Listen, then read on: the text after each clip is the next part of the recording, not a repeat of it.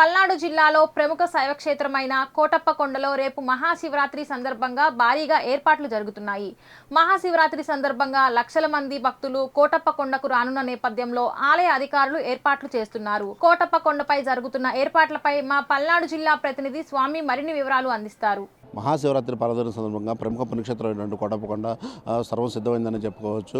అయితే కోటప్పకొండకు భక్తులు అధిక సంఖ్యలో రానున్నారు. ఇటు పల్నాడు జిల్లా నుంచే కాకుండా ఇతర జిల్లా నుంచి ఇతర రాష్ట్రాల నుంచి కూడా కోటప్పకొండకు రేపు భక్తులు రానున్నారు. అయితే భక్తులు దృష్టిలో పెట్టుకొని అధికారులు కూడా అన్ని ఏర్పాట్లు అయితే చేశారని చెప్పుకోవచ్చు. ఎండ తీవ్రత ఎక్కువగా ఉండటం వల్ల వచ్చే భక్తులకి క్యూలైన్లో ఉన్న భక్తులకి మంచినీరు ఇటు మజ్జిగ ప్యాకెట్లు సౌకర్యాలు కూడా ఏర్పాటు చేశారు. అంతేకాకుండా భక్తులు కొండపైకి రావడానికి ప్రత్యేకమైన బస్సులు అయితే ఏర్పాటు చేశారని చెప్పుకోవచ్చు. తిరుపతి డిపో నుంచి 80 బస్సులు, అలానే గుంటూరు జిల్లా నుంచి అటు అద్దెంకి నుంచి కూడా ప్రత్యేకమైన బస్సులు అయితే తెప్పించారని చెప్పుకోవచ్చు. అంతేకాకుండా ఇక్కడ ట్రాఫిక్ అంతరాయం కలగకుండా పోలీసులు అయితే తగు చర్యలు అయితే తీసుకున్నారని చెప్పుకోవచ్చు. అయితే ప్రతిసారి ట్రాఫిక్ ఇబ్బంది పడుతుంటే ఈసారి ఎలాంటి ఇబ్బందులు లేకుండా పోలీసు యంత్రాంగం కట్టుదిట్టమైన చర్యలు అయితే తీసుకున్నారని చెప్పుకోవచ్చు.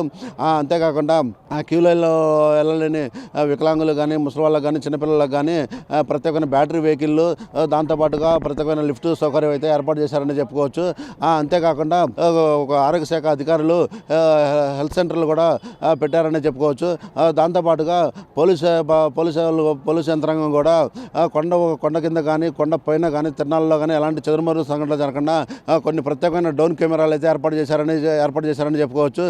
దాంతోపాటుగా పోలీసులు కూడా అధిక సంఖ్యలో వచ్చారని చెప్పుకోవచ్చు. ఇది మనం మొత్తం మీద చూసుకున్నట్టయితే కోటప్పకొండ తిరణాల ఏర్పాట్లకు సంబంధించి అధికారులు సర్వం సిద్ధం చేశారని చెప్పుకోవచ్చు.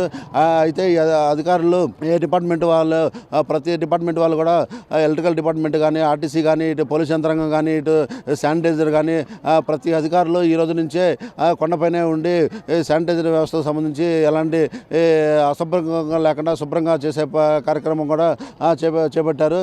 దాంతోపాటుగా విద్యుత్ ప్రభలు ఇవాళ సాయంత్రం నుంచి రావడంతో అలా తీగలు ఎలాంటి అడ్డు లేకుండా అధికారులు కూడా తగు జాగ్రత్తలు అయితే తీసుకున్నారని చెప్పుకోవచ్చు. ఇదే మొత్తం మీద